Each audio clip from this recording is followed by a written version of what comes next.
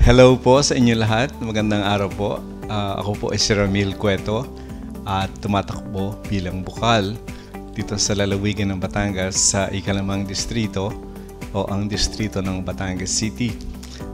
Una po sa lahat, gusto ko magpasalamat sa ating poong may kapal sapagkat binigyan niyo po tayo ng lakas ng katawan laban sa init, laban sa ulan, sa pagod at binigyan niyo po tayo ng maluwalang na kaisipan para po maipahatid sa inyo, maipadala sa inyo ang aking mga mensahe na aking sasariwain dito sa ating video na ito. At salamat din po sa inyong lahat, sa aking mga kaibigan, familia, at kahit hindi po ka-familia na sumuporta sa ating pong kampanya. Maraming salamat sa inyo. At sa inyo rin po mga kababayan ko na naabot ko, ako po ay nagpapasalamat at nagkakilala tayo. Kahit po maikling panahon ng pagkikilala ay naunawaan ko ang inyong kalagayan. Nagkaroon ako ng ideas para sa mga batas na kailangan ng ating lungsod, ng ating lalawigan para po sa ating tunay na pagunlad. So, una po sa lahat, gusto kong sariwain sa inyo ang aking vision na nagpapahayag na aking saloobin kung ano nga ba ang nakikita ko sa ating lungsod, sa ating lalawigan sa darating na panahon. Gusto ko pong makita ng ating mga kababayan na mayroong kakayahan sa pagtrabaho, kakayahan sa pagninegosyo, kakayahan sa paglikha, at marami pang bagay na magbibigay sa atin ng mabuting pamumuhay. Pangalawa, gusto ko pong makita ang ating mga tao, mga pamilya ay buo, maligayang namumuhay dahil yan po ang pamilya ang fondasyon ng ating lipunan. Ito pong mga bagay na ito ang magiging daan para tayo ay mangarap ng isang maunlad na Batangas. Kanya nga po ang mga batas na aking gagawin ay nakaugat sa vision na ito.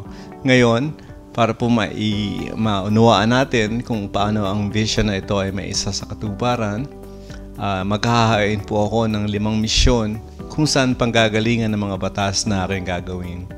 Una po sa mga misyon na ito ay ang pagpaparami ng trabaho at negosyo dito sa ating lugar sa pamamagitan ng paghihikayat ng mga investment companies, mga technology companies na dito magpundar ng kanilang mga negosyo sa ating lungsod o sa lalawigan. Siyempre po ating titingnan na magiging epekto niyan sa kabuhayan ng ibang mga negosyante dito. At siyempre po gusto po natin makita ang magiging epekto nito sa ating kapaligiran. So kasama po yan sa pag-aaral.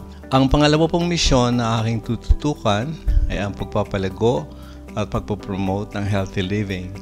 Dahil nga po sa maraming mga tao nagkakasakit, so kailangan po natin na matutuhan ang mumuhay ng may pagpapahalaga sa kalusugan upang maiwasan ang pagkakaroon ng karamdaman. Pangatlo po ay napakahalaga din ay tungkol po sa ating kapaligiran. Siyempre po, kasama sa pagunlad ang paggamit ng ating kapaligiran, kung kaya dapat natin na palaging isaalang-alang kung paano ito mapapangalagaan, kung paano ito hindi makakalason sa atin, sa hayop, at sa mga halaman. Ang pang-apatong misyon na gusto kong tutukan ay ang pagbibigay ng boses sa ating mga mamamayan, lalo tigit kapag sila ay mayroong mga bagay na gustong ihayag, mga complaints or concerns tungkol sa serbisyo, tungkol sa produkto ng mga negosyante dito sa Batangas, at kasama na rin po dito ang serbisyo ng gobyerno. Gusto po nating maitaas ang antas ng serbisyo ng ating public at saka mga private companies. Ngayon, ang ikalima po na misyon na mahalaga ay ang pagkakaroon po ng buong pamilya. Nasabi ko nga kanina, ang pamilya ay pundasyon ng ating lipunan. Kaya po ang mga batas na gusto kong gawin ay nauukol halimbawa sa pagpaparami ng trabaho dahil nga kapag ang trabaho nandito, ang ating mga pamilya ay buo. Hindi na aalis ang tatay, kuya, ate, papuntang ibang bansa, papuntang ibang lugar. Kaya yan po ang ating pagtutuunan. Gusto ko rin pong sariwain sa inyo ang mga core values, mga bagay po na pinapahalagahan ko dahil ito po mga bagay na ito ang gagabay sa akin sa paglilingkod bilang bukal. Una po dito ay ang kalayaan. Akin pong hinahangad na tayo bilang mga mamamayan ng Batangas ay mayroong kalayaan. Kalayaan sa paghahanap buhay, kalayaan sa pagninegosyo, kalayaan sa pagpapahayag ng ating mga isipan at kalooban. Dahil kapag po tayo walang kalayaan, hindi po tayo magkakaroon ng katiwasayan. Lagi pong may agam-agam at ang pakiramdam po natin ay hindi po buo ang ating pagkatao. Pangalawa po ay ang responsibilidad. Gusto ko po na ipahayag sa inyo na isa sa mga bagay na pinapahalagan ko sa paglilingkod ay ang pagiging responsable. Kung ano po yung aking pong gagawin ay gagawin ko po ng mahusay. Gagawin ko po ng ayon sa oras at ayon sa plano. Ang pangatlo po ay ang integridad. Ito po related din sa responsibilidad. Ang kaibahan lang po, ang integridad po ay patungkol sa pagbigay po ng bigat sa ating salita. Kapag tayo po may pinangako, kapag tayo po may sinabi, ito po ay ating gagawin. Ang ikaapat po ay ang compassion or ang pagiging mahabagin. Ibig po sabihin ito, bilang naglilingkod sa ating pamahalaan, bilang naglilingkod para sa mga tao, ay nandun po yung pusong bukas, isipang bukas, upang alamin ang tunay na kalagayan ng mga tao, ang kanilang kahirapan, mga bagay na gusto nilang mabago, at gagawan po ito ng solusyon. Yan po ang ibig sabihin ng pagiging mahabagin, ang pagkakaroon ng pusong nadarama ang tunay na kalagayan.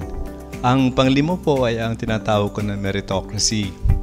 Ibig sabihin po dito, ating pong hihikayatin na ang mga naglilingkod sa ating pamahalaan ay tunay na may kakayahan, may edukasyon, may skills para po ma-deliver ang kanilang pong mga services sa ating mga tao. Hindi po uunlad ang ating bansa, ang ating lalawigan, ang ating lungsod kung ang mga tao po na nakalagay sa posisyon ay wala pong kakayahan. Kumbaga napunta lang sila dun sa posisyon dahil sila may kaibigan, may kamag-anak o anuman sa gobyerno. Hindi po ganyan ang gobyerno na gusto natin. Ang gusto po natin ng mga tao ay lahat may oportunidad na sumali sa gobyerno dahil sa kanilang kakayahan, dahil sa kanilang edukasyon, at dahil sa gusto nilang maglingkod. Kaya yan po ang gusto kong sarawain sa inyo ngayong araw na ito at ako po ay nandito na naghahangad na makapaglingkod sa inyo at sa mga darating na araw ay tunay na makita po ninyo ang aking sinseridad, ang tunay kong layunin sa pagtakbo ko bilang bukal.